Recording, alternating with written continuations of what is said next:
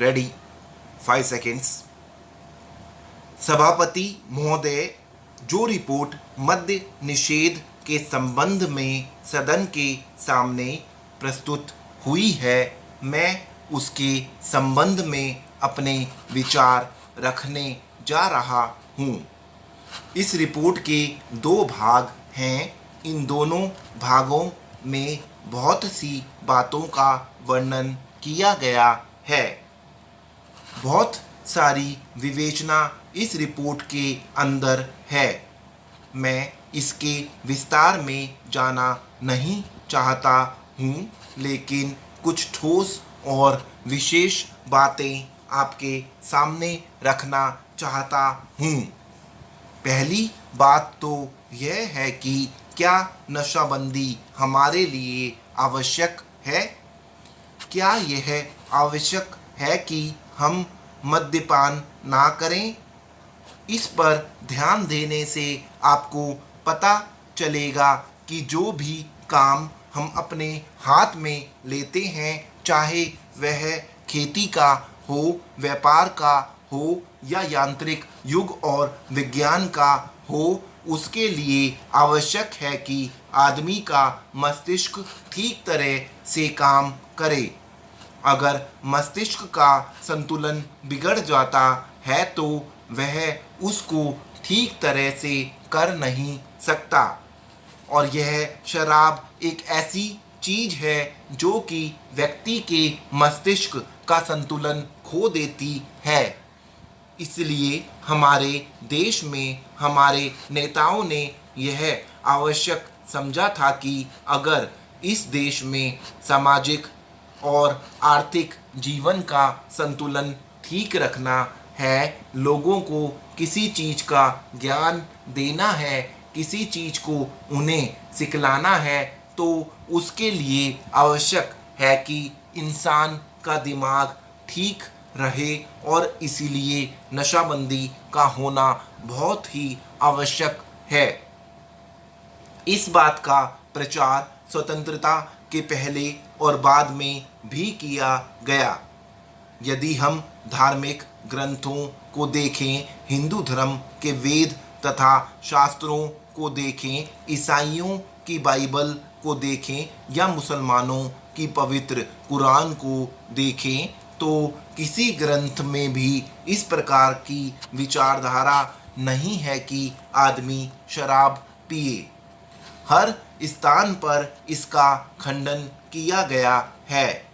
सभी महापुरुषों ने, चाहे वे लोकमान्य तिलक हों या महात्मा गांधी जी हों, जो कि इस देश के सामाजिक और राष्ट्रीय जीवन के लिए अग्रसर थे, उन्होंने भी इस बात का खंडन किया है और कहा है कि नशा इंसान के लिए कोई अच्छी चीज़ नहीं है और इसलिए उसका उपयोग नहीं करना चाहिए।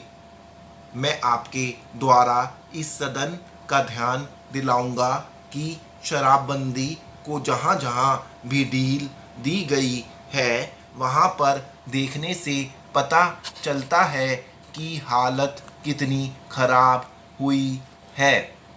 सभापति महोदय, शराब पीने से शारीरिक हानि और आर्थिक हानि तो होती ही है, साथ ही साथ सामाजिक जीवन में भी वह बहुत बुरी सिद्ध होती है। जहाँ पर नशाबंदी खुल गई है, मुझे पता है कि महाराष्ट्र और आंध्र प्रदेश के कुछ ऐसे हिस्से हैं जहाँ पर शराबबंदी लागू नहीं है। वहाँ पर दिन दिन अपराध बढ़ते जा रहे हैं। मान्यवर, इस अनुदान पर जब हम विचार कर रहे हैं तो हमारे सामने 3 परिस्थितियां हैं। नक्सलवादी किसान विद्रोह, देश के अनेक भागों में अकाल की काली छाया और आंदोलनों की बढ़ती हुई लहर। मैं निश्चित रूप से कह सकता हूँ कि सरकार की अब तक की खाद्य नीति और कृषि नीति असफल सिद्ध हुई है। इसका मूल कारण क्या रहा?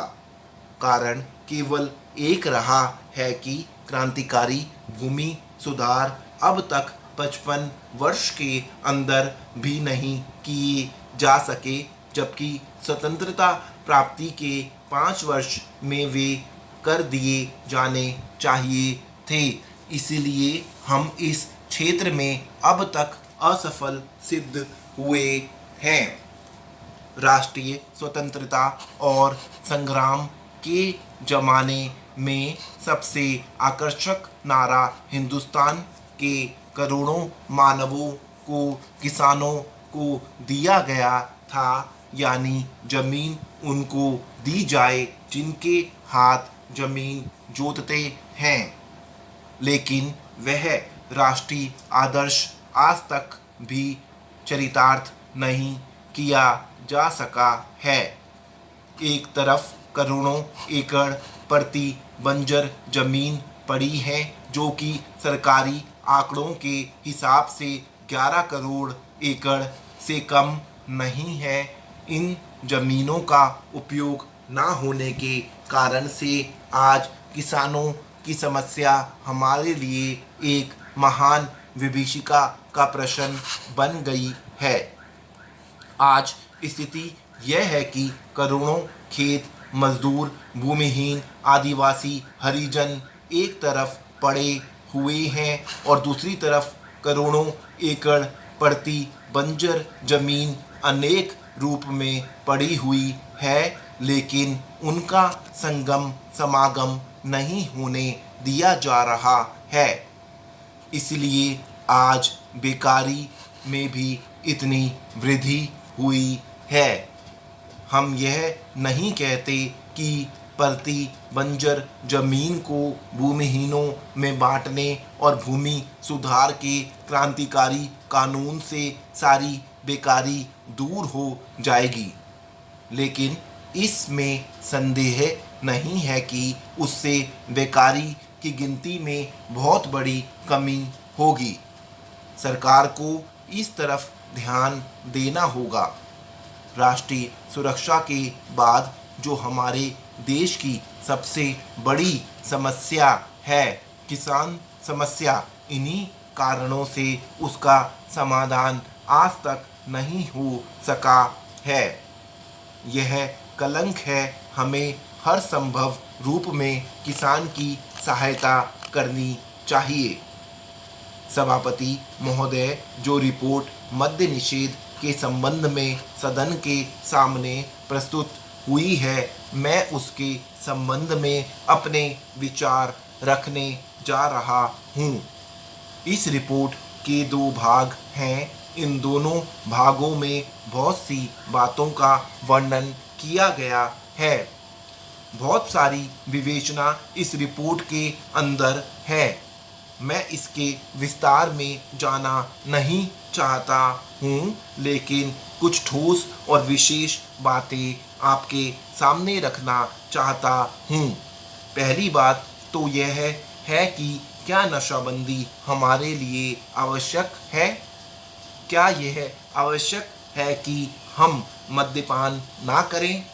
इस पर ध्यान देने से आपको पता चलेगा कि जो भी काम हम अपने हाथ में लेते हैं, चाहे वह खेती का हो, व्यापार का हो या यांत्रिक युग और विज्ञान का हो, उसके लिए आवश्यक है कि आदमी का मस्तिष्क ठीक तरह से काम करे।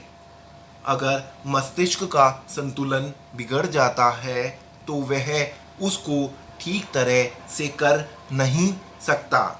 और यह शराब एक ऐसी चीज़ है जो कि व्यक्ति के मस्तिष्क का संतुलन खो देती है।